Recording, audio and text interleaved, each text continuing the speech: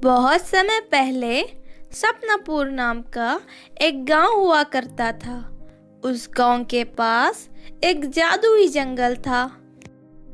उस जंगल में जाने वाला कभी लौटकर वापस नहीं आता था।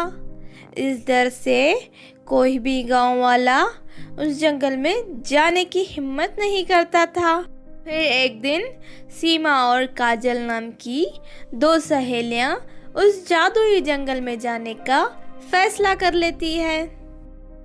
सुन सीमा, हम लोग कुछ खाने के लिए रख लेते हैं। अगर उस जंगल में हमें भूख लगी तो हम खा लेंगे। ठीक है, जैसा तुम चाहो। फिर दोनों सहेलियां जंगल की ओर निकल पड़ते हैं।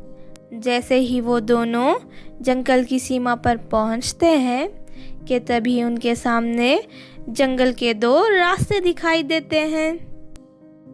हमें किस रास्ते पर जाना चाहिए? दोनों ये सब सोच रही थी कि तभी उनके सामने एक जादूगरनी प्रकट हो जाती है। मेरे इस जादुई जंगल में तुम दोनों का स्वागत है। तुम्हारे सामने दो जादुई रास्ते हैं। एक रास्ता अच्छाई का है और एक रास्ता बुराई का। तुम दोनों को अपने लिए कोई एक रास्ता चुनना होगा।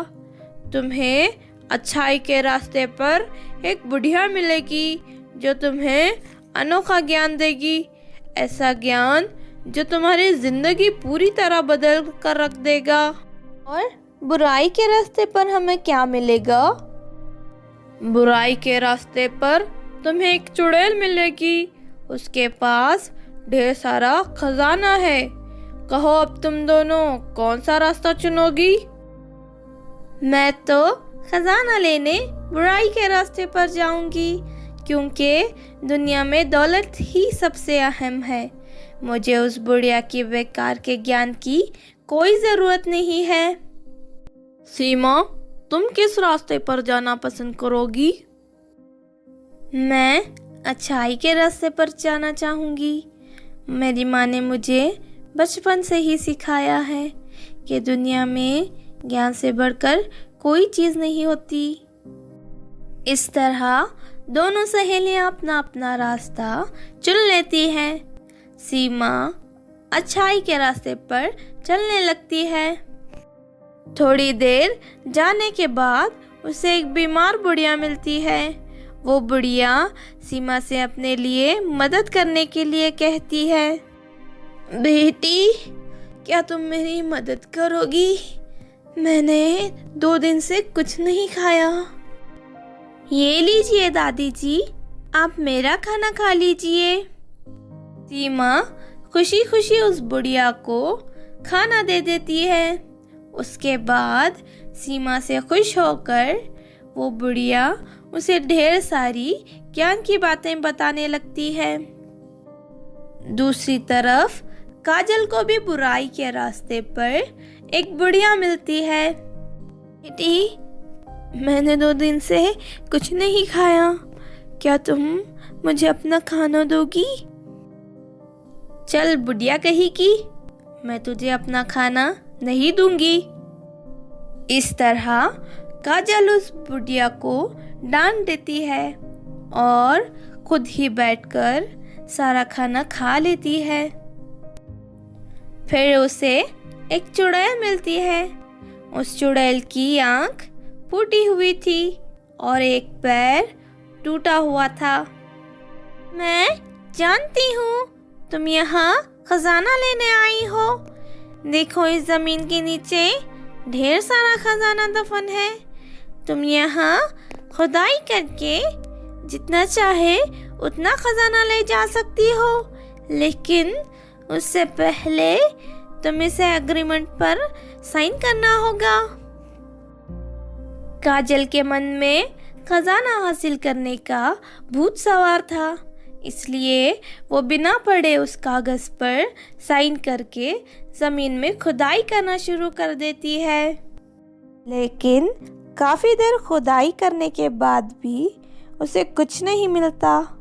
अरे, खुदाई करते करते तो मेरी हालत ख़राब हो गई, लेकिन अभी तक मुझे खजाना नहीं मिला। ये सुनते ही चुड़ैल हंसने लगती है। मैंने तुमसे झूठ बोला था, यहाँ कोई खजाना नहीं है। चलो अब अग्रीमेंट के मुताबिक मुझे अपना एक पैर और एक आंख दे दो। अरे नहीं, मैंने तो अग्रीमेंट पढ़ा ही नहीं, लेकिन तुम्हें इस अग्रीमेंट के बारे में मुझे सब कुछ पहले ही बता देना चाहिए था।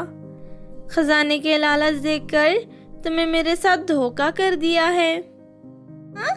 क्योंकि मैं वही बुढ़िया हूँ जिसे तूने खाना देने से मना कर दिया था, लेकिन ये सब तेरे लालच की वजह से हुआ है। तुझे अग्रीमेंट पहले ही पढ़ लेना चाहिए था। लगता है तू भूल गई है कि तू एक बुरी रास्ते पर चल रही है। यहाँ तुझे धोखे के सिवा और कोई नहीं मिलेगा। ना कहकर चुड़ैल काजल का एक पैर काट कर अपने पैर में लगा लेती है और उसके बाद उसकी एक आंख निकाल कर उसे अपने पूठी आंख की जगह लगा देती है।